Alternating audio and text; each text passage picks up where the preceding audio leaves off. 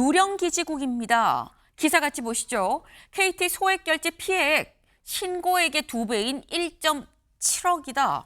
이게 대체 무슨 얘기냐? 요 며칠 상간에 계속해서 나 소액 결제 안 했는데 새벽에 갑자기 소액 결제가 된 걸로 떴어요. 라는 신고가 빗발치듯 들어왔다라는 거죠. 근데 처음에 8천만 원 정도인 줄 알았는데 알고 보니까 이게 거의 한 1.7억, 2배가 넘는 금액이 된 것 같다라는 거예요. 어제 과기정통부 브리핑이 있었습니다. 잠깐 들어보고 오시죠. KT는 이상호 패턴이 있음을 이미 파악하고 9월 5일 03시부터 해당 트래픽을 차단하였다고 밝혔습니다. 이후 피해자의 통화 기록 분석을 통해 미등록 기지국 접속을 9월 8일 오후에 확인하였고 당일 저녁에 침해 사고로 신고를 하게 되었다고 밝혔습니다. KT는 전체 통화 기록 분석 등을 통해 자체 파악한 결과 총 현재까지 278건 1억 7천여만 원의 금전 피해가 있는 것으로 확인하고 있습니다. 네, 지금 직접 들어보셨죠. 지금 사실 신고된 아직 피해 입었어요라고 신고가 된 것만 추려보면 한 8천만 원 정도인 건데 사실상 자체적으로 좀 쭉 보니까 1억 7천만 원, 2배가 넘는 금액이 사실상 피해액으로 산정이 돼야 될 것 같다라는 지금 그런 얘기입니다. 근데 대체 이런 일이 왜 일어났느냐는 거죠. 나도 모르는 소액 결제가 왜 됐느냐. 기사 볼까요? 한겨레입니다. 움직이는 유령 기지국이 KT를 뚫었다. 피해 1억 7천만 원으로 늘었다라는 거죠. 원인은 유령 기지국 때문이었다라는 겁니다. 여기서 말한 유령 기지국이 대체 뭐냐? 여기 볼까요? 통신사 시스템 등록이 안 된 이른바 펜토셀을 얘기를 하는 거다. 이게 보통 차에 실어서 이동하면서 이게 이용할 수 있기 때문에 이게 단순 중계가 아니라 문자 감청까지도 좀 가능한 거 아니냐라는 얘기가 나옵니다. 근데 말을 들어서도 이게 대체 뭔지 잘 모르겠어요. 그래서 저희가 요걸 좀 준비해봤습니다. 그래픽 같이 볼까요? 그래픽 같이 보겠습니다.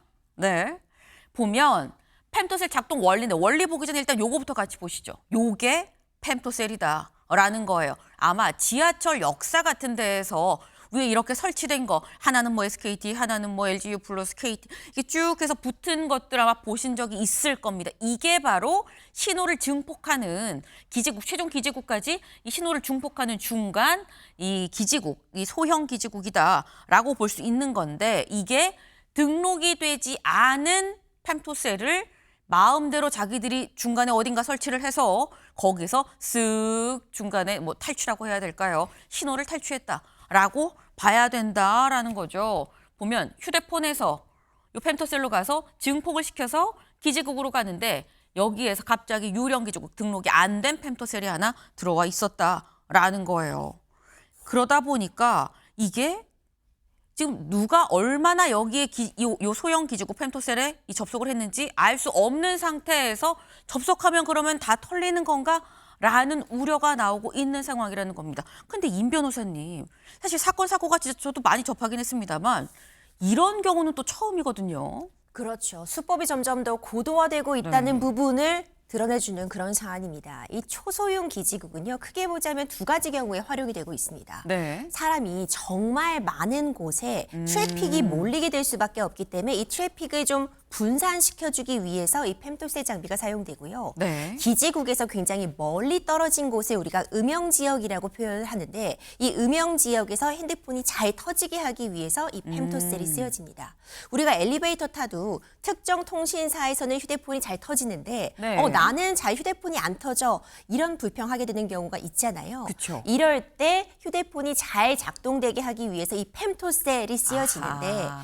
특히 KT가 이 초소형 장비를 굉장히 많이 사용했다고 지금 조사가 되고 있습니다. 그런데 이 펜토셀은 이동이 가능합니다. 그러니까 우리 집에 설치가 되어 있었는데 이사 갈 때 만약 두고 갔다면 네. 그것이 중고로 거래가 될 수 있고 조금만 변형을 한다면은 네. 이렇게 범죄자들이 이 펜토셀을 악용할 수 있는 그런 취약점이 있던 건데 아. 이전까지는 드러나지 않았던 범죄 신유형이라고 볼 수 있는 겁니다. 사건 초기에는요, 이게 소액 결제가 잘못됐으니까 네. 그 특정 피해자의 휴대폰에 스미싱이나 해킹을 당해서 네. 개인이 그 휴대폰을 탈취했다고 생각을 했는데 조사를 조금 해보니까 어떤 지역적인 공통점이 드러난 겁니다. 그렇게 하다 보니 결국 펨토셀이 등장했고 이 펨토셀을 가지고 앞으로 조사가 좀 더 진행될 예정입니다. 네. 지금 말씀처럼 처음엔 이게 그냥 스미싱이나 피싱의 문제인 거 아니야 라고 생각을 했는데 자세히 보니까 이게 지역적으로 좀 뭉텅이가 있네 라고 지금 말씀을 하셨어요. 사실 그 부분이 좀 더 수상한 부분이었습니다. 지금 일단 신고가 접수된 대략 한 8천만 원 정도로 집계가 됐었던 신고액, 그 신고액을 기준으로 어디에서 신고가 들어왔는지를 좀 따져봤습니다. 같이 볼까요? 보면 이랬다는 거죠. 부천에서 부천 소사에서 이 6건, 금천에서 45건, 광명에서 75건. 다른 데도 있는데 왜 유독 요 지역에서 요렇게 어떻게 보면 몰려서 있었던 거냐라는 건데, 근데 여기서 드는 의문이 그럼 변호사님 이런 거예요. 이게 그냥 여기를 쓱 차 타고 지나가면서 문자 보낼 수 있거든요. 뭐 잠깐 신호 걸리고 할 때. 그럼 하면 지나가다가 내가 문자했는데 난 여기 들리지도 않았는데 내가 그 기지국에 접속이 일단 됐었다고 그러면 나도 소액 결제의 피해를 입을 수가 있는 거야라는 생각이 듭니다. 그렇죠. 이 소형 기지국이라는 건 내가 접속을 당한다는 표현이 맞습니다. 그러니까 내가 굳이 어떤 부분을 작동하지 않아도 네. 내가 그 초소형 기지국이 설치된 지역에 들어가 있으면 네. 가장 세게 잡히는 것이 그 신호기 때문에 나도 네. 모르게 접속이 될 수 있는 거죠. 그러니까 대부분의 피해자들이 그런 부분 때문에 피해를 입은 거고, 이 초소형 기지국을 어느 정도 해킹을 하고 내가 가지고 있어서 정보를 탈취할 수 있다면 네. 내가 지금 그 기지국이 접속이 되면 내 휴대폰에 담긴 정보들이 그 가해자에게 쉽게 전달이 될 수 있는 겁니다. 네. 이번에 피해가 소액 결제라는 점도 주목해야 되는데 다른 범죄와 다르게 공인인증서라던가 그쵸. 높은 수준의 보안이 요구되는 수준이 아닙니다. 이 소액 결제 같은 것은 인증 문자라던가 ARS 인증을 통해서 곧바로 결제가 간편하게 이루어지는 시스템이기 때문에 이 소형 기지국에서 이 인증 문자를 탈취한다거나 아니면 전화로 전달이 되는 그 번호만을 탈취한다면 쉽게 소액 결제가 이루어질 수 있다는 점을 악용한 거죠. 근데 그렇다고 한다면요, 변호사님. 여기서 드는 의문이 보통 이게 신호로 갈 때면 암호화돼서 난수화돼 갖고 이게 전달이 되는 걸로 통상 알고 있는데 문자를 어떻게 알 수 있는 거야라는 생각이 들거든요. 그렇죠. 정말 중요한 질문 해주셨어요. 네.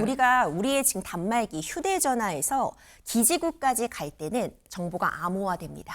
그러니까 이 기지국이라는 어떤 단체가 있어야지 다른 데로 전달이 될 수 있는데 네. 기지국까지 갈 때는 내가 보내는 문자, 내 전화번호가 다 암호화되지만 기지국에 도착해서는 이제 다른 곳으로 전달을 위해 그걸 풀어주게 됩니다. 아하. 그러니까 기지국 안에서는 그 정보 암호화가 풀린 상태였고 네. 그 정보를 탈취했기 때문에 비교적 보안 수준이 낮은 문자라던가 통화 ARS 같은 부분은 이 가해자들이 탈취할 수 있었던 것으로 현재까지는 분석이 되고 있는데 그럼에도 불구하고 여전히 의문은 남습니다. 네. 이 가해자들이 어떻게 KT통신망 자체에 접근이 가능했는지 한 가지 문제 의문이 남고요. 네. 이 소액 결제를 하기 위해서 어쨌든 이 개인의 신상 정보, 휴대폰 번호, 인증 문자 같은 부분도 확인이 됐어야 되는데 그쵸. 그 피해자들의 정보는 어떻게 이전에 갖고 있었는지 이 부분은 조금 더 조사가 필요한 상황입니다. 근데 지금 말씀을 들어보면 사실 상황이 더 심각해질 수도 있겠다라는 생각이 드는 게 말씀처럼 개인정보나 이런 부분을 어떻게 알았느냐. 그럼 이 정보는 이미 방대하게 알고 있고 방대하게 알고 있는 가운데 기지국에 접속한 사람이 누가 있어 선별을 해서 내가 그 사람 걸 갖고 소액 결제 탈취를 했다라고 본다면 이만큼 방대한 개인정보가 나갔을 가능성도 있는 거 아닙니까?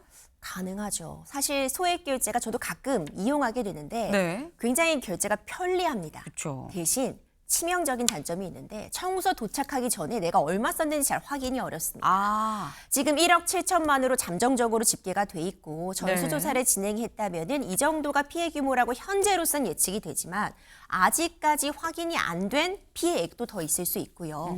지금 다른 통신사들도 함께 전수조사를 하고 있다고 해도 네. 이 유령, 초소형, 이 공유기가 얼마나 더 있을지는 또 모르는 그쵸. 부분입니다. 피해가 더 커질 수 있고 이런 범죄가 좀 더 고도화되고 있기 때문에 앞으로 피해자는 더 늘어날 수 있어 보입니다. 근데 그럼 여기서 가장 중요한 질문이 될 것 같아요. 그럼 일반 시민들은 어떻게 해야 예방하고 막을 수 있느냐라는 거죠. 기본적으로요. 원래 뭐 스미싱이나 내가 악성 코드에 감염됐다고 하면 네. 그래도 최소한의 대비책이 있습니다. 모르는 번호로 온 문자 열어보지 마세요. 그쵸. 특히 다른 사이트로 연결되는 그런 URL들이 표시함이 되어 있다면 URL 절대 클릭하지 마세요라는 최소한의 안전장치가 있는데 네. 이번 사안 같은 경우에는요. 솔직히 소비자 입장에서는 대비할 방법이 없습니다. 아하. 내가 초소형 이런 공유기에 접속됐는지 어떻게 알 수가 있겠어요. 네. 이런 부분은 사실 새로운 유형이기 때문에 KT도 이와 같은 범죄 유형으로 발생된 이 소액결제 피해 사실에 대해서는 전액 청구하지 않겠다. 그쵸. 그러니까 피해액에 대해서 어떤 별다른 소비자들의 피해를 보지 않도록 하겠다고 밝혔는데 앞으로가 중요할 것 같습니다. 이미 사용되고 있는 초소형 단말기들에 대해서에 대한 조사는 물론이거니와 이런 부분들을 방지하기 위해 앞으로 이 통신사들이 다른 대책, 초소형 공유기 말고 다른 대책을 좀 강구해야 되는 시점이 아닌가 싶습니다. 네, 사실 지금 말씀을 쭉 들어보면 나는 가만히 있는데 갑자기 묻지마 폭행을 당하는 것과 같은 비슷한 상황이 되는 거예요. 사실상 시민들 입장에선 어떻게 좀 예방하기가 쉽지 않은 상황. 근데 그렇기 때문에 더더욱 빠른 수사와 원인 파악 그리고 범죄자에 대한 빠른 이 속박이라고 해야 될까요? 체포가 좀 필요하지 않나라는 생각을 좀 해봅니다.